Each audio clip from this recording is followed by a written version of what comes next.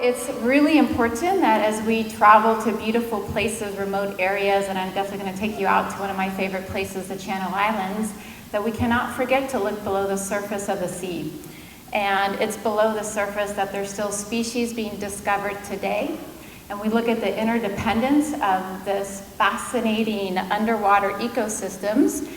And we know as explorers, under of course the leadership of Cousteau, the most famous name in ocean exploration, Jean-Michel, his late father Jacques Cousteau, really opened our eyes to the undersea world. And when we have that opportunity to go underwater, we see that indeed there's still so much to learn and to protect and to dignify. But we also know that our insatiable appetite for raw materials from nature is really undermining the ability of our planet to provide for us as a species. So it just takes a moment to come dive with me as a marine biologist. I have to take you underwater. So let's go underwater on a team with Jean-Michel Cousteau and his team. We're in Papua New Guinea, diving for a PBS series, Jean-Michel Cousteau Ocean Adventures. We went to Papua New Guinea to look for orcas, killer whales, but we also spent a lot of time underwater looking at some of the smallest of animals and diving on one of the healthiest, richest underwater ecosystems.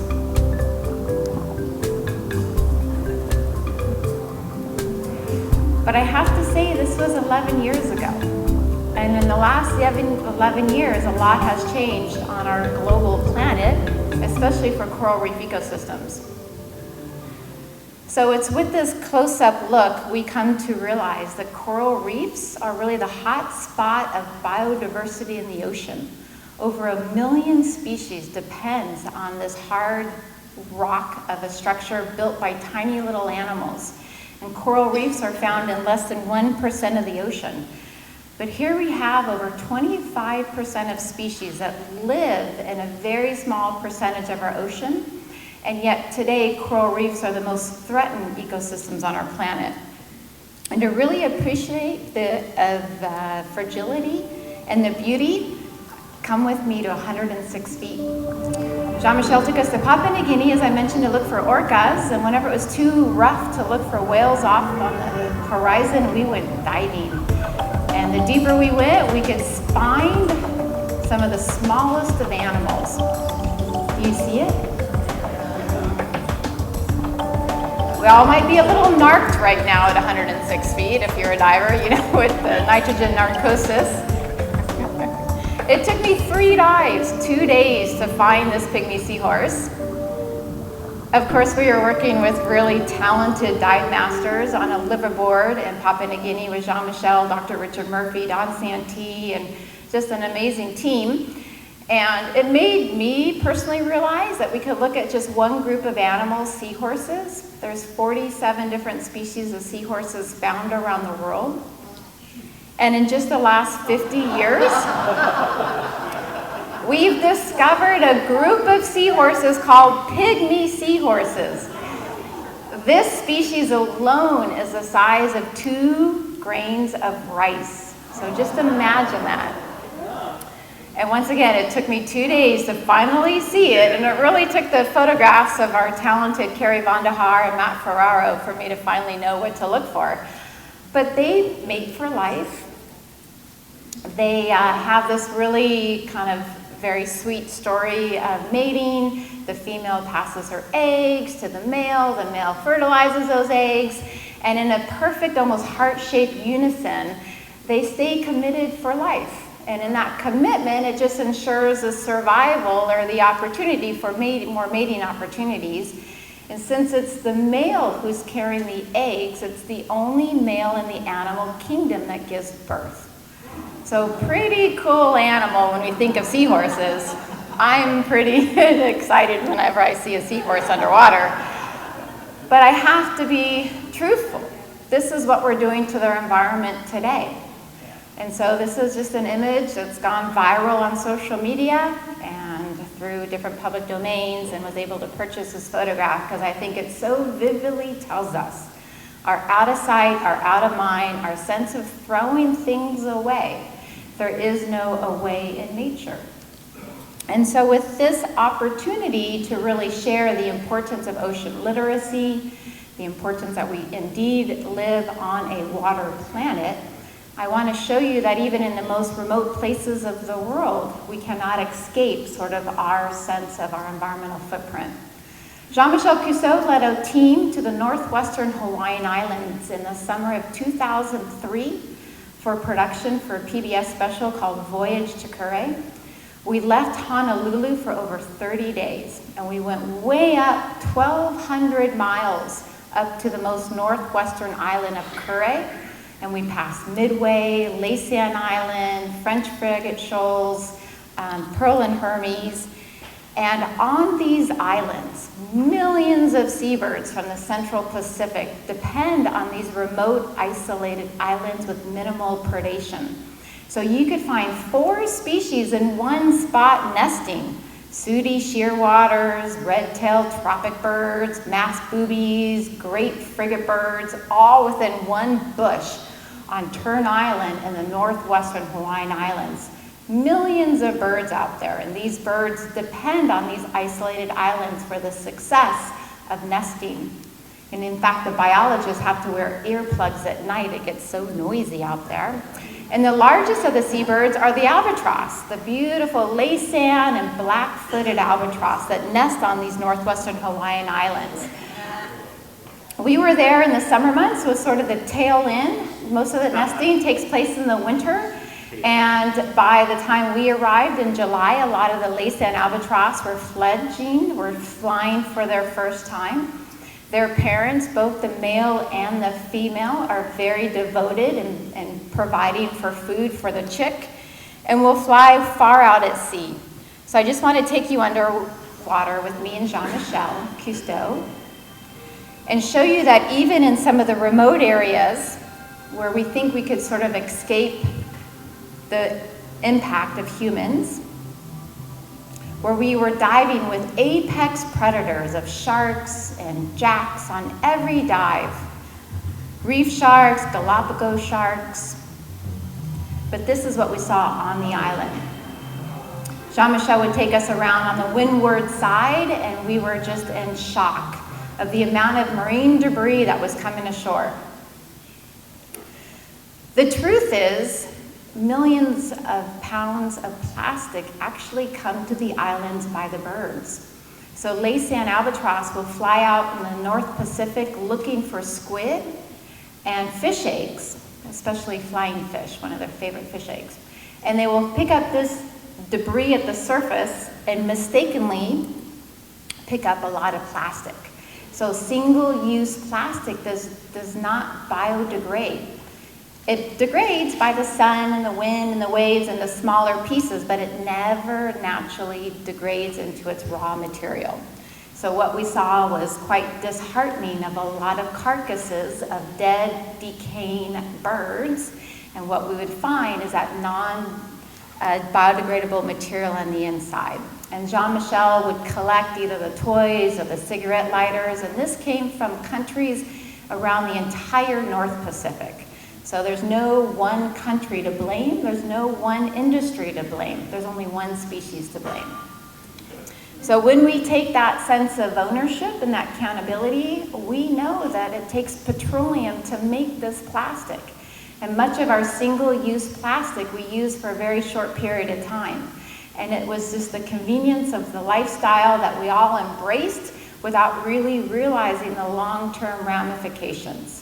But now, through media and through some wonderful campaigns around the country and around the world, we're definitely waking up that as we drill for oil to meet our needs of not only a plastic society, but we also, of course, burn fossil fuels that drive our society.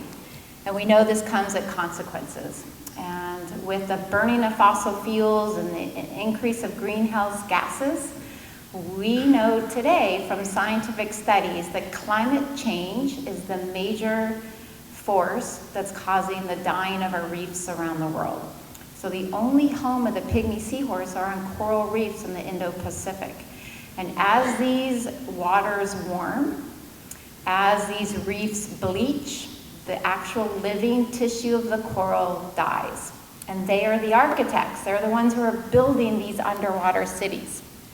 So it's with this understanding when we see a graph like this of the alarming concern that these bleaching episodes are happening more frequently, they're happening at a larger scale, and in between these major bleaching episodes, the reefs don't have enough time to recover before the waters warm again. And so statistically, these are some pretty sad percentages that we need to realize today. So once again, reefs have 1 million different species. 25% of all species in the ocean are found on coral reefs, but yet our coral reefs are dying at a pretty alarming rate. And this is what we're losing. So these solar-powered underwater cities, and it's a big source of course, our education is to look at how we can learn simple lessons from nature. And this is a beautiful quote from Jane Goodall. Give you a moment. So, we are really clever, so let's wake up and let's come to our sources and let's really realize as scientists have to answer the question today. As our climate is warming and changing at an accelerated rate, we know climate change has been happening over eons, no doubt about that. We can look at geologic records, we can look at ice cores, we can look at tree rings, but it's at the rate that it's changing today because of our burning of fossil fuels. That's not debatable today. So what we need to better understand is, can these animals adapt quick enough? And some of the statistics we hear today of human society is of living mammals today on our planet, 96% are humans and the animals we domesticated. So less than 4% of mammals on our planet today is wildlife. Are the animals of Africa and the animals of all the remote areas that we enjoy and travel to. We're losing a tremendous amount of biomass. In fact, in early May, Jean-Michel and I just collaborated on an article about the UN report, the United Nations report that came out in early May. And it said that in the next decade or so, it's predicted we could lose 1 million species. It could be gone forever. And we only have 8 million species on our planet. So protecting every species really counts, and species, of course, needs the habitat, and they need the entire ecosystem as a functioning system. Dr. Sylvia Earle, another mentor of mine, a childhood hero and a delightful woman who is a National Geographic explorer and resident. She is a PhD oceanographer. She and Jean-Michel are dear friends, and they've made a committed promise to dive together on her 100th birthday and his 100th birthday. And I was there in Washington, D.C. when they made that commitment in front of like 1,500 people, right, Jean-Michel? There's a big audience, and they said, deal. So they're going to be diving for still decades to come, because we definitely need Sylvia, and we for sure need Jean-Michel.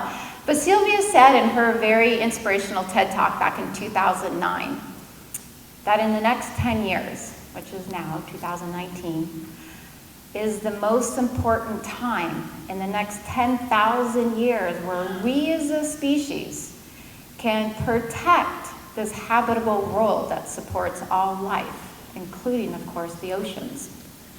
So, we have made great strides in ocean conservation since Sylvia gave her talk in 2009.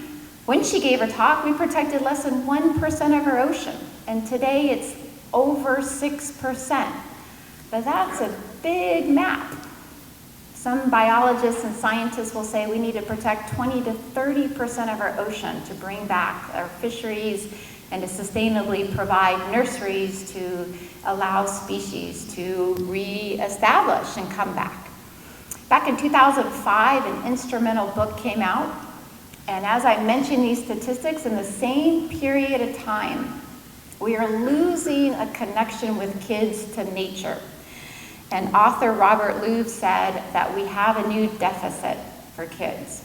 It's a lack of connection with nature. And so as he received international recognition for his book, Last Child in the Woods, it really opened up a lot of realization of the importance of environmental education and using the outdoors as a natural classroom. Sarah Welsh, who's here this evening, our director of the Jean-Michel Cousteau Ambassadors of the Environment program at the Bacara, at the Ritz-Carlton Bacara. We partner with many different companies and hotels because any opportunity we can get kids outdoors and appreciate what is there in their surroundings empowers them, gives them that sense of connection. Jean-Michel produced a 1-minute PSA about the ocean and our connection and engaging kids.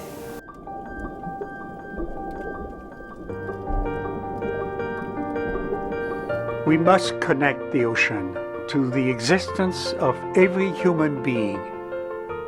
This is the only way for people to understand that the quality of each and every one of our lives depend on water, depends on the ocean. My father said, people protect what they love. And so we want more people to fall in love with water, with the ocean. And I say, protect the ocean and you protect yourself.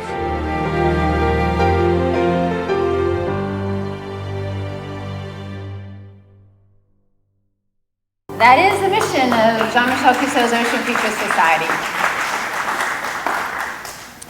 So about 15 years ago, NOAA, National Geographic, educators, teachers like our wonderful Linda Sterling, who's here tonight as part of the board of the Maritime Museum, all came together and came up with national standards to be integrated into curriculum at both the public and private schools. And we look at these standards, for us as adults, for us who love the ocean, for us who live in Santa Barbara, it sounds obvious, but these general principles are now integrated in much of the curriculum around the country. And it still needs to be built upon and given the framework of teachers to give them the comfort and feel empowered to teach these standards of everything is connected here in the ocean. And what a great place to teach ocean literacy, but in our own backyard of the Channel Islands. So right off the Santa Barbara coast, in the Santa Barbara Channel, we have one of the richest marine ecosystems, second to a coral reef, of the giant kelp forest that is bathed within this amazing channel where we have two major oceanic currents that mix and mingle around the 4 northern Channel Islands. So the cold California nutrient-rich current that comes from the north that mixes with a subtropical current from the south that represents by the reddish color, and all that mixes and mingles around these islands. And in those currents come cold water species and warm water species that all mix and mingle around this area. So as a marine educator, I started over 28 years ago with island packers out at the Channel Islands National Park. They are the boat concession. Really fun to be able to dive down and share with the kids the underwater kelp forest. And it's so fun to be back out on the island packer boats today and to share some of my own personal experience. In less than 30 years, there's been almost a 10-fold increase of humpback whales. Yay! Lots to celebrate right here. So to take kids out there, to take the general public, we've been seeing humpback whales almost every day the last month out at heading out to the west end of the Santa Barbara Channel. Humpback whales are considered a medium-sized baleen whale. And like most baleen whales, they were hunted to very low numbers, up through the 80s. And in some populations of humpbacks, they were hunted to as low as 95% of their original population. So they have made a remarkable comeback over the years. And now today in the North Pacific, there's maybe as many as 20,000 humpback whales that live in 5 or so different populations. And many of these animals will migrate from cold, nutrient-rich waters like the Santa Barbara Channel, where they'll feed here all summer, And then in the wintertime, they need to migrate down to lower latitude in the warmer waters to give birth. So fortunately for us, a lot of productivity, a lot of schooling fish that they love to feed on, and we're so fortunate to see humpback whales on a daily basis. Between the Condor Express and their wonderful trips and island packers down in Ventura, we work together and really enhance the experience of visitors in the Santa Barbara Channel to really have a beautiful look at these comeback of the great whales. The blue whales, we were just out at San Miguel Island last week and very fortunate to see 2 blue whales.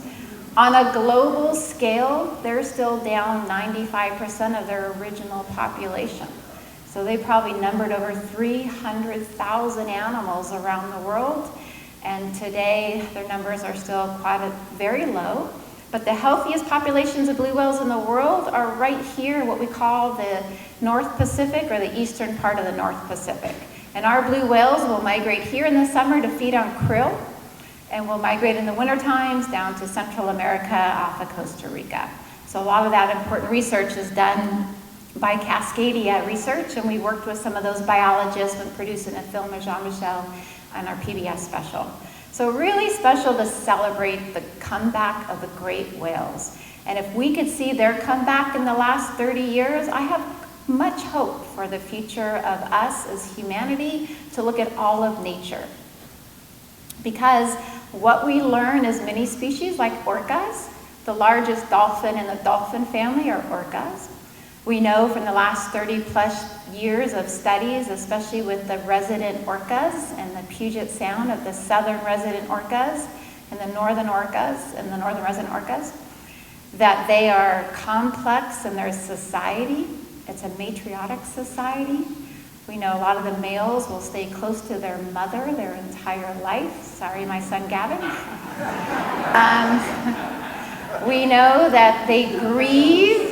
They have empathy. Much of their behavior is learned. So as we gain this knowledge of these wild populations, it really gives us more of that incentive that we have to protect their oceanic home. And a lot of these species visit us seasonally, such as the Pacific white-sided dolphins. In fact, 1/3 of all cetaceans found around the world. So if we put all baleen whales, toothed whales, including the dolphins and porpoise, all under the suborder of cetacean. There's about 80 different species we find around the world. 27 have been documented here in the Santa Barbara Channel. So really rich area to see whales and dolphins. Definitely some of the best place in the world to go whale watching. So jump on a boat. Let's go tomorrow. Because almost every day we see common dolphins, and common dolphins are one of our species that we have all year round. They're called common because they're found at this temperate latitude and around the world, around the globe. Very gregarious. They live in large pods, a couple hundred to even a couple thousand. And for us, going out to the islands on a daily basis, they're really important indicators of the productivity. So every single dolphin might eat 10 pounds of fish a day. It's a big dinner plate. And if you multiply that by 25,000 common dolphins in what we call the California bite, that gives you a sense of the overall health of food and fish that supports this population. If one day when heading out to the islands on a daily basis and we no longer saw common dolphins, that would be a good indication that something was wrong with their food source. So we love seeing common dolphins.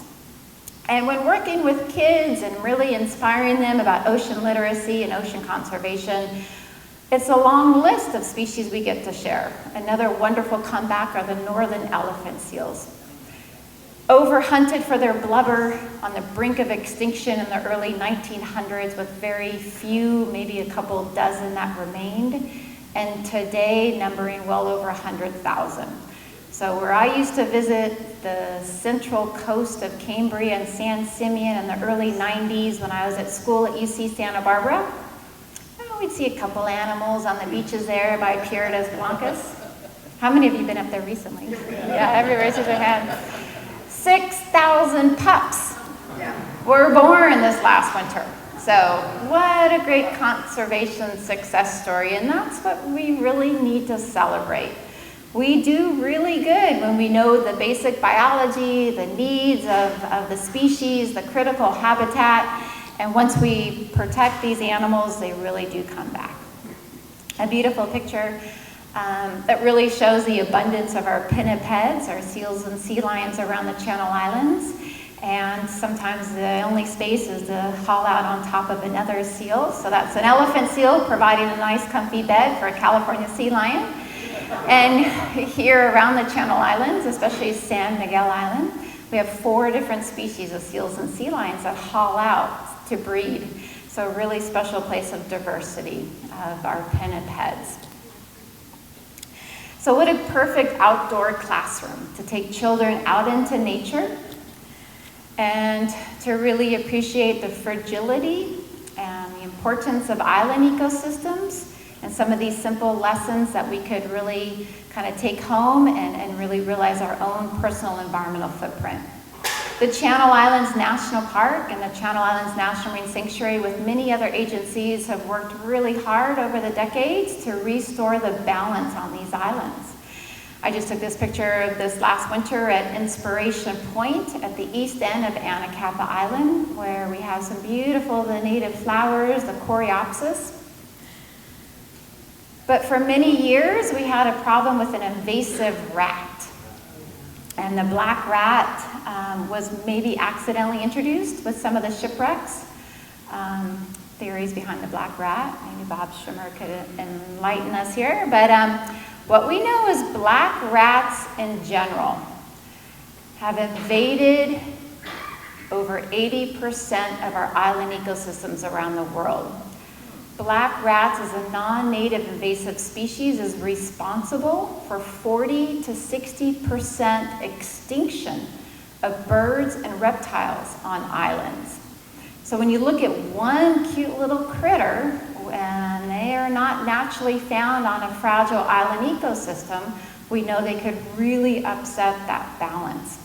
So the Channel Islands National Park, working with other expert biologists and agencies, came up with a plan to eradicate the black rats, and they had to do it really quickly because the very rare Scripps murrelet nesting success was on a major decline. And when they put a remote camera in one of those nests, they saw that indeed it was predation by the black rat. So in the early 2000s, I was a seasonal ranger out on Anacapa Island, and I was working, welcoming the guests every day, leading guided hikes, one of the divers for the wonderful park underwater video program they do out there. And we had some biologists out there that were trying to figure out how are we going to disperse poison to poison the rats with minimal impact on the native species. And on Anacapa Island, we do have a native deer mouse endemic to the Channel Islands. Of course, we have raptors out there. And so it was quite the collaborative effort to remove the black rats. And it really took less than 2 years for the biologists to see the success of using this poison and minimize a short little die-off of any native species. They captured all the deer mouse, put them in hamster cages, kept them in the maintenance building, and they caught the peregrine falcon pair and made sure they were safe, and they really did everything they could to ensure minimal fatality from any of the native species. And what they were very pleased to see in a very short window of time was the success and very little impact of any remaining black rats. So today the Channel Islands National Park can celebrate, with all the other agencies working together, the fact that there's 12 different species of seabirds that nest on the Channel Islands. Some of them are quite common, like the pigeon guillemots, and some of them quite rare, like the Cassin's auklet and the Scripps murrelet, all doing really well with the removal of the black rats. But we have to remember that the ocean connects us all. There really is an ocean within us all. And when we think about our impact on the mainland, our mainland activities of Southern California have had a tremendous impact on the fragile island ecosystems. This was first documented in the 60s and early 70s when the pelican population on West Anacapa crashed. So in the late 60s, early 70s, biologists were climbing up the cliffs of West Anacapa Island, And where they would normally see well over 900 nests of pelicans, they saw less than 500. In the year 1970, only one chick successfully fledged from the nest. And closer inspection, they really realized that it was an insecticide or pesticide, DDT, that we used to use extensively in the 50s and 60s, and successful in eradicating malaria in Europe because of DDT. And the largest manufacturer company for DDT was in Santa Monica, Los Angeles. And much of this chemical was purposely dumped or accidentally dumped into the ocean. And what we know is DDT bioaccumulates up the food chain. So as it was absorbed by the plankton, eaten by the small fish, eventually eaten by the sardines and anchovies, especially the favorite food for pelicans, their population crashed because DDT is an endocrine disruptor. It changed the production of the eggs in the females, and they were laying eggs that were too thin.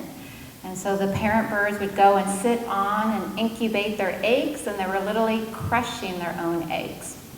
And this, once they discovered this with the pelicans, we really realized it was happening to other species on the Channel Islands, the peregrine falcons and the bald eagles. The bald eagles sort of population crashed out on the Channel Islands, and they abandoned nesting out there for over 50 years.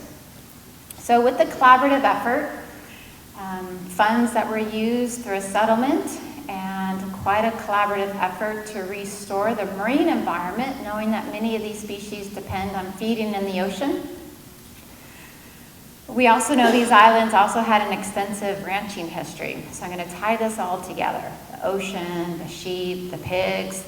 They're really cute because we used to, in the 90s, go out and catch them and take care of them. So this is me on Santa Cruz Island, where the orphan lambs, we were, oh, they're so cute. But when you have tens of thousands of grazing feral sheep on a fragile island ecosystem that are living, coexisting with the feral pigs that are rototillers and going through all the fragile plant communities, you realize we're kind of set up for a disaster out on these Channel Islands. Because of all the piglets and the fact the bald eagles were no longer nesting out there, its close cousin, the golden eagle, moved in. The golden eagles generally don't nest too close to bald eagles. Bald eagles are kind of the big bullies of the block. And without the bald eagles on the Channel Islands and the fact that there was an abundant food source, piglets, bald eagles feed on fish, golden eagles feed on small prey, there's an open niche, they move out to an island, and there's piglets everywhere to eat. So we now have sort of a non-natural predator bird feeding on our largest native mammal on the Channel Islands. Think of a lion in the Serengeti. These are our largest mammals, terrestrial mammals of the Channel Islands. Terrestrial, land, four-legged, furry. Island foxes evolved on these islands in the isolation. They somehow drifted out there, maybe back during the last ice age, and has evolved to be its own species on these island isolation. And now they're vulnerable to a predator from above that they've never had to deal with. So foxes in general are nocturnal. They kind of sneak around at night. They don't want to get hunted, and they want to sneak up on their prey. Well, now you're the largest animal on a small island. You don't have to worry about predators. And you kind of change your diet. Your lifestyle changes. You become more diurnal. You eat more of an omnivore diet. But now all of a sudden there's a new predator above. And in the time that I was working out as a naturalist with island packers, from 1991 to 1999, the island fox population went from well over 1,500 animals on Santa Cruz Island to probably less than 50. So in less than 10 years, it was predation by the golden eagles was the primary cause of this drastic decline. And the Park Service, the Channel Islands National Park, and the Nature Conservancy and other agencies knew they had to do something drastic. And in 2004, the island fox was listed as endangered. The few remaining animals they put in captive breeding. unique population on Santa Cruz is different from the population on Santa Rosa, which is different than the population on San Miguel. So each of the 3 islands have their own captive breeding program. And the golden eagles had to be removed. How do you remove a golden eagle from an island like Santa Cruz Island? So with the Institute of Wildlife Studies and other biologists working together, they live captured over 40 birds. And they removed them and relocated them to Northern California. But to ensure they wouldn't come back, you had to get rid of the pigs. And so all in the same window of time, New Zealand hunters come out and they eradicate the pigs from Santa Cruz Island. So quite a success, but we need our bald eagles back too. So bald eagles were reintroduced.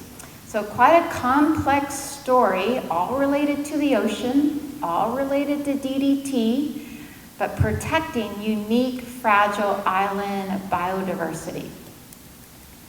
And biologists working hard today to still monitor the fledglings of the peregrine falcons and the bald eagles to make sure indeed the DDT is very minimal in the presence of their diet. And we're very happy to say, I'm very happy to say, so I'm back in 2019 and I'm leading hikes with kids on the islands and there's foxes everywhere. So when I was giving the same guided hike at Scorpion Ranch at the east end of Santa Cruz Island in 1999, my story of the fox was sort of a doom and gloom. Like they just might be another species listed as extinct. But to be able to say 20 years later that they're back up to very healthy numbers, over 2,000 plus on Santa Cruz Island. And they're everywhere. And they're everywhere. Just go camping out at Scorpion. Not only the foxes, but of course these islands have 150 plus species of native plants and animals. And many of these plants were also directly impacted by the overgrazing during the ranching era. So to be able to hike on these trails 20 years later, I'm seeing flowers I've never seen before. And it's just such a treat to see the comeback or the restoring of balance. And this is really just a simple lesson with kids, as we could be on this overlook at Scorpion at the east end of Santa Cruz and really remind us all that we live on one blue planet. The ocean links us all, and that we need to understand the connection, the fragility, and most importantly, to be empowered by the great conservation success stories. Because we know from studies today that nature-based instruction leads to more engaged, attentive, self-motivated, disciplined children.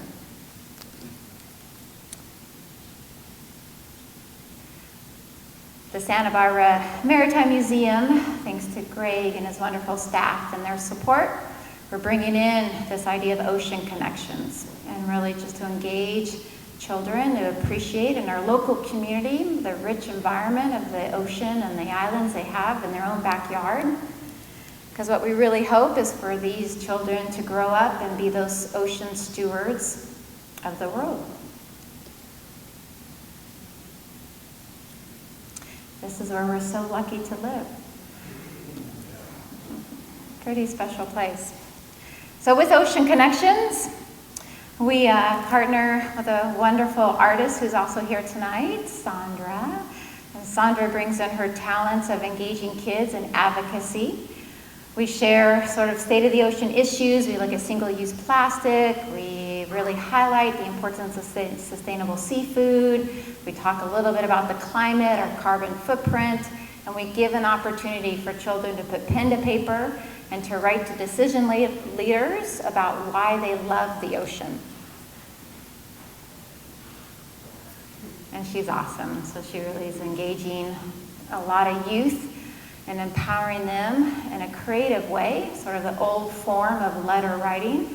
It was fun listening to her a couple weeks ago when we did a program with the Maritime Museum with some Girl Scouts, and she was telling them, so how do we address an envelope? And even Jean-Michel Cousteau is so touched by these letters. So these letters go to Jean-Michel, they go to Jack Johnson, they go to many mover and shakers, as we want them to deliver them to the important conferences that they attend at the global level to really give a voice to this younger generation, because we know that with awareness, it is the greatest agent for change. So let's go diving again, and this time with Jean-Michel Cousteau and Sylvia Earle. This is definitely something that I'll be passing on to my future generations, because I still pinch myself about this opportunity to be underwater with Jean-Michel, of course, and with Dr. Sylvia Earle. They were both honored in Cozumel at a dive festival, and so to be there with them, they have collaborated on many important projects. And this next short film is with Jean-Michel and Sylvia Earle and Naomi Thomas, who is the president of the Polynesian Voyage Society, and really to give importance to our maritime history here in Santa Barbara, but they work specifically with a whaling vessel on the East Coast that is now sailing with youth, with children, and teaching them about whales, as well as the Polynesian Voyage Society and their historical vessels that really open our eyes to rekindle sort of the wisdom of these cultures and to celebrate our ocean connection. So this is our Ocean Heritage, produced by Jean-Michel and his team, and it's an honor to share it with you tonight. Our planet has one ocean, and it connects us all, no matter where we live, no matter what our culture. We all share a common heritage, a life bond with the ocean. Today, we have enough knowledge to realize that every one of us on the planet is connected to the ocean. If you protect the ocean, you protect yourself. We need the ocean. Every breath we take, every drop of water that rains from the sky, we're connected to the ocean. Our ancestors were immigrants, seafarers, fishermen, whalers, or explorers. Some of whose stories are captured on the seafloor or in seaside communities as shipwrecks and artifacts from long ago. And today we continue sailing the ocean, extracting its resources and uncovering its many mysteries. But now we realize how much we all depend upon the ocean for our very survival. Not just as individual nations, but as a global human race. A collective effort is needed to address the distress we cause ocean habitats and creatures, and that is the driver for recent marine heritage expeditions to foster ocean stewardship around the world.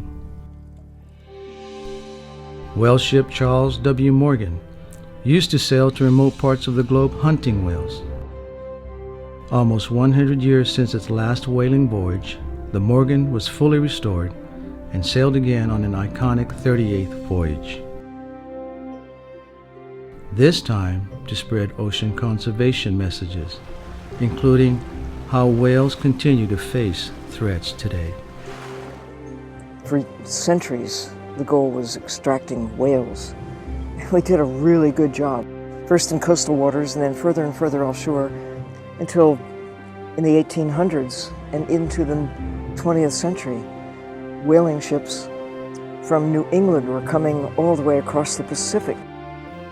While the Morgan sailed along America's Atlantic coast with its message of conservation, another voyage was underway in the Pacific Ocean, the Malama Honua worldwide voyage to care for our island Earth. 2 Polynesian voyaging canoes, Hokulea and Hikianalia, are sailing around the world on a mission to promote the importance of working together to protect diverse cultural and natural treasures towards a more sustainable planet. I believe that the Earth has never seen a level of a human movement that's reacting and pushing back against the forces that are damaging and hurting our home, and I place my bet on that movement.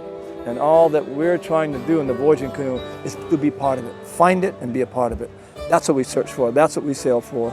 We've debated this issue long enough about whether it's too much risk. That's over. The greatest risk we have is not to go, and we're on our way. While the Morgan, Hokulea, and Hikianalia sailed as ambassadors for the ocean, they visited marine protected areas, including America's national marine sanctuaries in the Atlantic and the Pacific. Bring attention to the value of these special places as critical for improving the health of the ocean and its resources. Some call these areas pristine seas. Whatever you call them, we must embrace them as if our lives depend on them, because in fact they do. Our lives depend on a healthy ocean, and a healthy ocean depends on having intact systems. Right now it seems that we're just fighting for what's left over. Who's going to get the last? And that is a very bad sail plan. And so when you start to listen to people like Sylvia Earle or Jean-Michel Cousteau or the work of National Marine Sanctuaries and others, it's inescapable to remove yourself from the sense of responsibility. The ocean is our lifeline, so let's tap into our global marine heritage, our connections to each other. Let's celebrate our one ocean by coming together, working together to help restore and conserve it. The time is now. We can change. It's a matter of behavior. We can only behave if we know. How can you protect what you don't understand? Now, we do. So we have no excuse. Whoever you are, whatever you are, everybody has something they can do. Everybody. You can make choices. You can start with you. These two historical voyages are beacons to the world that our ocean matters for our future.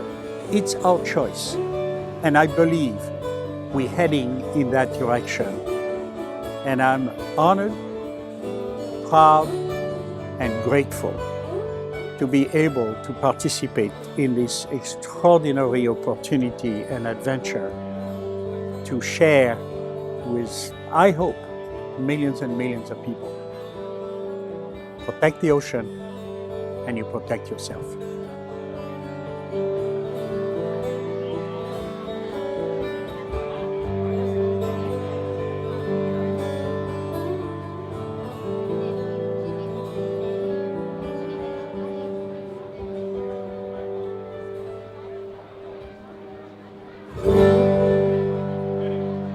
Aloha.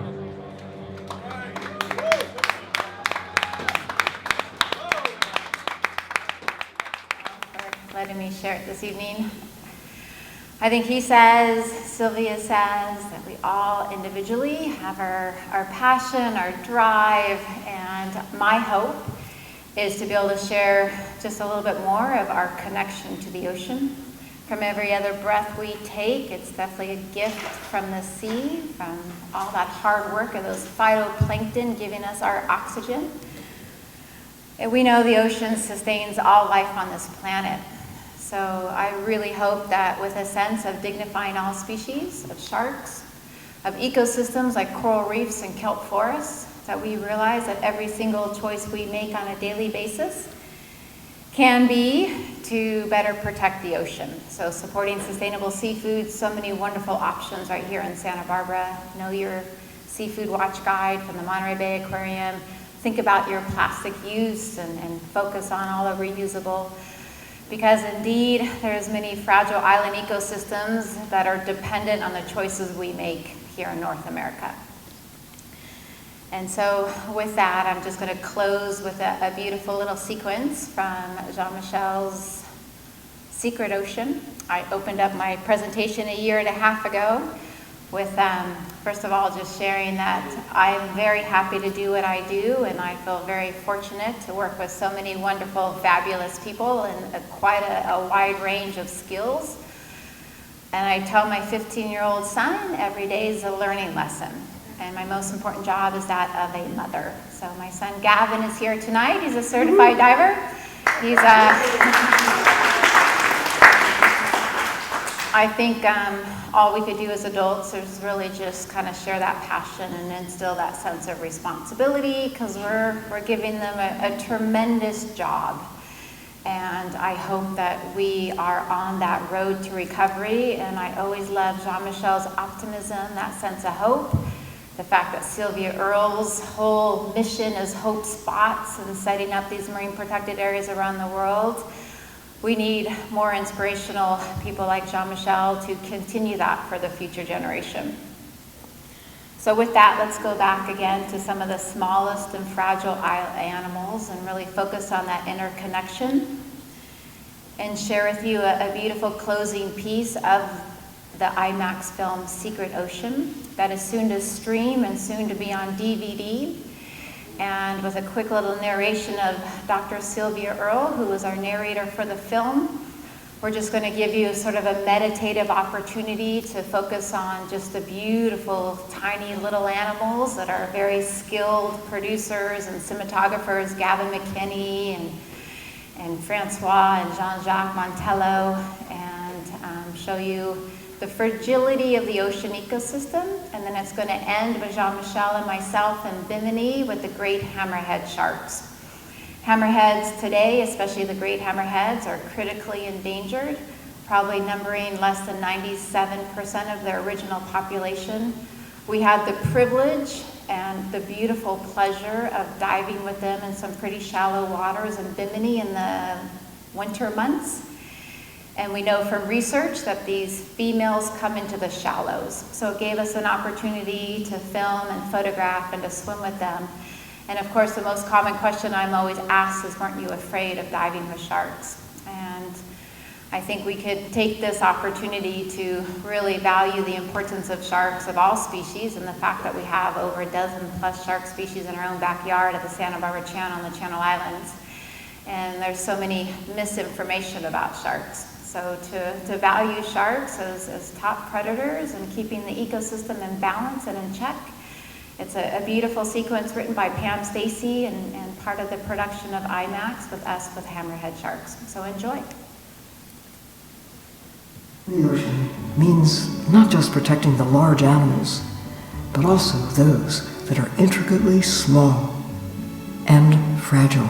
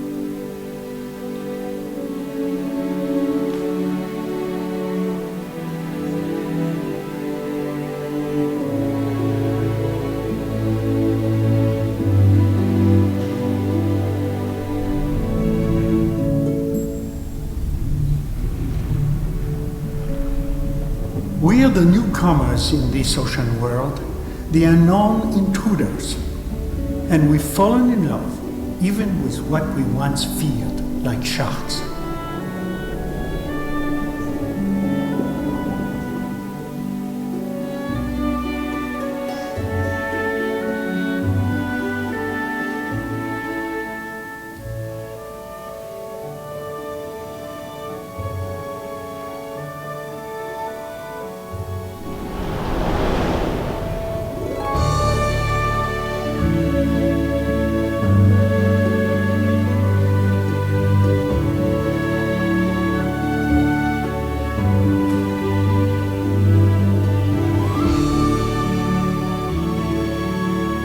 People protect what they love, and everything is connected.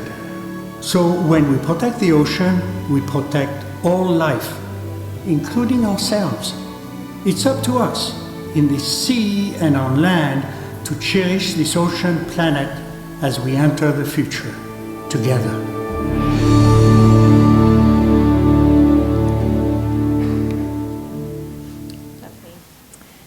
future. This is us. Thank you. In every image I shared is a lot of talent behind that camera. So just a list of some of the wonderful photographers, as well as the organizations working together. Jean-Michel Cousteau's Ocean Future Society, based here in Santa Barbara, with programs all around the world, partnering with partners like the Ritz-Carlton Bacara in establishing hands-on environmental education, ambassadors of the environment program. Real huge thank you to Greg and everybody here at the Santa Barbara Maritime Museum, giving us the opportunity to bring in Ocean Connection and really enhance the marine science. One of our educators, Simon, is here too, that brings in a lot of talent as a biologist with the Fish and Wildlife Service. So it's a collaborative effort, and I just encourage you all to learn what's available, get engaged in education, and really support. We have some volunteers here with the Naturalist Corps, which is an effort by the Channel Islands National Park and National Marine Sanctuary. They train over 100 volunteers to go out on our whale watching boat and out to the Channel Islands. So thank you very much for being here this evening. So many ways to get involved, and of course a wonderful opportunity to be here at the Maritime Museum is a great platform to share my story. So thank you very much. All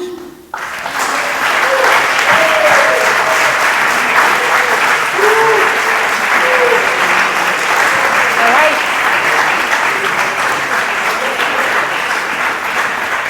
Now I can see everybody. Thank you. I'm happy to take a few questions. I've definitely taken a lot of your time. But if there's any questions? The strange man in the back. Yeah. So what is the origin of the name Purple Hermes? Oh. Oh, Bob. So Bob Schwimmer is the Western Regional Director of the National Marine Sanctuary Maritime History. Yeah, something like. So he knows all the shipwrecks. Jean-Michel led the expedition out to the northwestern Hawaiian Islands, and we were at Pearl and Hermes, where we had to freeze dry our clothes before we went ashore. I don't know, Bob. One boat was going ashore, was lost. The other boat went to go rescue it, and both of them ran aground on the shallow reefs. Earliest known British whaling ships lost shipwrecks history. Oh yeah, I forgot there were whaling ships. Wow. 1822, and then Hermes followed. We found both. Yeah, what? It's the first time the audience answered their own question. Good. I love to learn. It's all about lifelong learning. So yes, right here. In general, animals that are predators have their eyes in front, and animals that are preyed on by other animals have their eyes on the side. So where do hammerhead sharks fit in? Oh, that's a great question about hammerhead sharks. So a lot of predators might have their eyes in the front, prey more on the side. Hammerhead sharks really, they have their eyes out here. So you saw the hammerhead swimming like this, so that's quite a wide range. But they're really super sensitive from an electric field of pores underneath. So they're more dependent on other senses than sight. We as humans are very visual. Sharks have a lateral line, a sixth sense, as most fish do. And then they have these very extensive network of pores that really give them the sense of potential prey and their navigation. So yeah, great question. I think the golden eagle was a branch to Northern California, and you got rid of the little pig zeros. So the island, the biggest food source, according to this, and the most popular, was the island fox. So the things are going on with the island fox increasing population with the golden eagle and that. Yeah, I'm going to try to make sure I got your question. So there are thousands of pigs and piglets on the island that attracted the golden eagles, but then they preyed on the foxes. So what was the exact question was? The question was, you got rid of the piglets, but they almost decimated the population of the fox. So the fox's population increased megafold. Did the eagle ever come back? Oh, did the golden, so what happened at the same time, so great question. So we got rid of the pigs. The main food source that attracted the golden eagles, but they also preyed on the island foxes. And that population crashed. Now that there's lots of foxes back on the islands, is there a concern with the golden eagles coming back? So the missing link there were the bald eagles. And this last 2 weeks ago, the Park Service, the Channel Islands National Park, just put out a press release that this past year has been the most successful nesting season of bald eagles. So we know there's over 24 nesting pairs on the Channel Islands. That includes Catalina. So we think with the presence of the bald eagles, they sort of will kind of keep the golden eagles away. But then, yeah. Good, thank you. I'm glad I answered your question. I have other people I'm looking at, such as Chuck. Question, Hi, I just wanted to say I'm an educator from Virginia. Excellent. And I work with National Geographic with the Jason Project. The story of the Channel Islands has gone across the whole United States. Wow. And the kids know about it. They value this. They, as you say, you care for what you know. So I thank you for your work. Oh, that's really sweet. Thank you very much. Thank you. I'm going to try to guess what year that was. That was around 2002, 2003. So I was one of the divers in the kelp forest. Oh, that's really sweet. Thank you. Wow. Talking to kids all across the country. And Jean-Michel was here at the Maritime Museum with Bob Ballard. Yeah. Well, it's, you know, what's really encouraging as educators is to see some of this curriculum we've worked hard to develop is still present today. So thank you for sharing that. That really means a lot. Thank you. Uh-huh.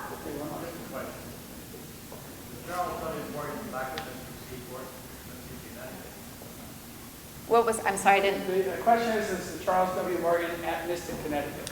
Jean-Michel? Yes. Yeah, so he was invited there when they did that. Former director, yeah, Bob would know. Yeah. Dan Basta hosted that trip with Jean-Michel Cousteau. Wilson knows? Okay. Yeah. Well, I've got a question I'm curious about. A big fish we had many years ago was the large black sea bass. Has it come back with any numbers recently? Yes. So the question that Wilson has is the black sea bass population. Has it come back? So I don't know the most recent statistic, but the black sea bass, like similar to groupers, were really easily fished and targeted. They're slow moving, easy to bait, and their population really plummeted 50s, 60s. My first dive at the Channel Islands in 1991, I was down at 90 feet at the Arch with Stephen Adams and Diver's Den, is where I worked teaching swimming lessons and then teaching scuba diving. And I look around and there's a fish as big as a Volkswagen Bug. And am I narked? What am I seeing? And since then, so in the last 25 years, when we were on expedition with Jean-Michel filming for the America's Underwater Treasures PBS special, we did work with a couple people that were tagging black sea bass. And we do know with their protection, they have come back. Whether they're restored to historical levels, and maybe somebody's raising their hand to help me. But we do see black sea bass. There's a spot right off of Middle Anacapa called the Amphitheater, and we go diving there, and it's a beautiful place to see black sea bass. And they've done some tagging, some acoustic tagging with black sea bass, and they see that they're swimming from Catalina Island over to Anacapa Island and maybe even up the chain. So yes, I don't know what the exact numbers are, but I like to say with their protection, but maybe, yeah. Yes, in relation to Garibaldi, I mean, in 95, that was protected by Cousteau and everything, and now they were in the same position as the black sea bass. Now they're healthy. Yeah, we see lots of Garibaldi. It's pretty fun to pull in the landing cove on the Vanguard and look down and see all the orange spots swimming around. So the Garibaldi definitely is a great indicator of the warming waters. They're kind of moving up the northern chain. I was just in the water the other day at Scorpion at East Santa Cruz Island. I saw a couple Garibaldi. They're a damsel fish, very territorial. So they were also easily targeted and numbers plummeted. But they are protected as our state marine fish. So, yep, they're a protected species and lots of Garibaldi. Yeah, thank you. Let's hear it one more time for Holly.